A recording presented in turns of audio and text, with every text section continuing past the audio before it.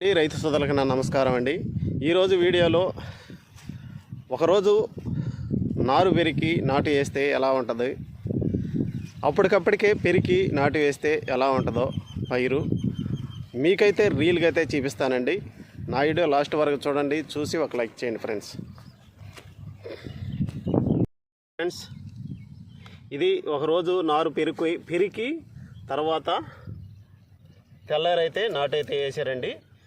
కానీ కర్రలో పచ్చగా అయితే ఉన్నాయండి.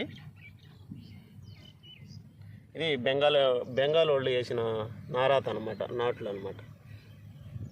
ఒక్క కర్ర కూడా చచ్చిపోలేదండి, మొత్తం పచ్చగానే.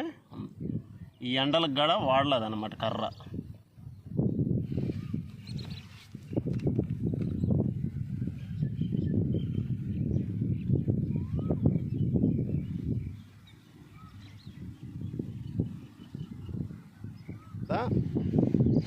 ఒకరోజు ముందు నారు పెరికి నాటు వేసిన పొలం మీకు చూపించాను. తర్వాత వచ్చేసి అప్పటికప్పటికే నారు పెరికి నాటు వేసిన పొలం మీకైతే చూపిస్తాను, అది ఎలా ఉండేది కూడా.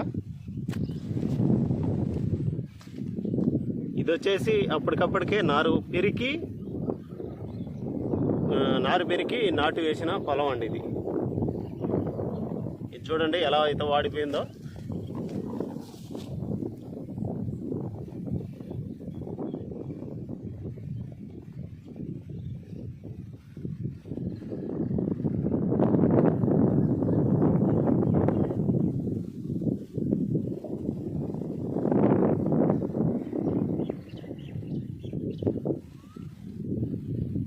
అలా ఎలా పుష్కలంగా ఉన్నదో ఇప్పుడు ఎలా ఉందో చూడండి. గంట కొద్దిగా ఎండిపోతుందండి.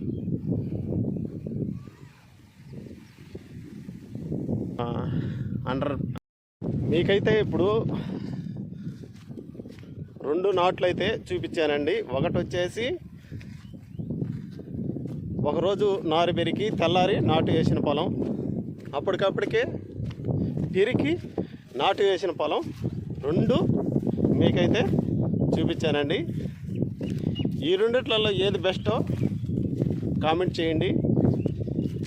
నేను కూడా మీకు సలహా అయితే ఇస్తున్నానండి. ఏంటంటే మనం ఈ ఖరీఫ్ సీజన్లో వచ్చేసి ఈ పరమట గాలి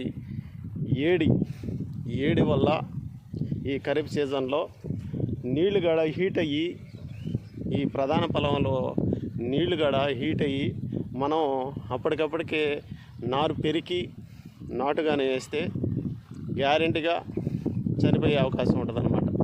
చనిపోకపోయినా అది వాడి తర్వాత బతికి అప్పుడు వస్తుంది అన్నమాట. టైం తీసుకుంటుంది,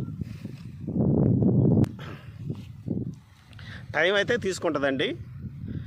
అదే మనం ఒకరోజు ముందుగా నారు పెరికి మనం కానీ తెల్లారి కానీ నాటు అయితే వేసుకుంటే అది తెల్లారికే మళ్ళీ పచ్చంగానే ఉంటుంది అన్నమాట.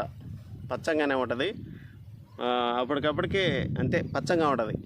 ఇలాగా మనం అప్పటికప్పటికే పెరిగి నాటుగానే వేస్తే వాడిపోయి బతకాలంటే కొద్దిగా టైం తీసుకుంటుంది. అందుకని ముందుగా అయితే ఈ ఖరీఫ్ సీజన్లో ప్రతి ఒక్క రైతు ముందుగా నారు పెరుక్కొని తెల్లారైతే వేసుకోండి. నారు పెరికేటప్పుడు కూడా పెరికిన నారు గుట్టలు అయితే వేసుకోకూడదండి. గుట్టలు వేసుకొని తెల్లారి మనం నాటు వేసుకోవాలన్నా కూడా అప్పుడు ఆ గుట్టల్లో గాలి ఆడక ఈ పాసిపోయే అవకాశం కూడా ఉంటుంది నారు. అందుకని పెరికిన నారు అలాగే పొలంలో అట్టే ఉండించాలండి, గుట్టలు వేయకూడదండి. గుట్టలు వేయకుండానే తెల్లారి మనం ప్రధాన పొలంలో నాటుగానే వేసుకుంటే ఏ ఇబ్బంది లేకుండా ఉంటుందండి రైతుకైతే.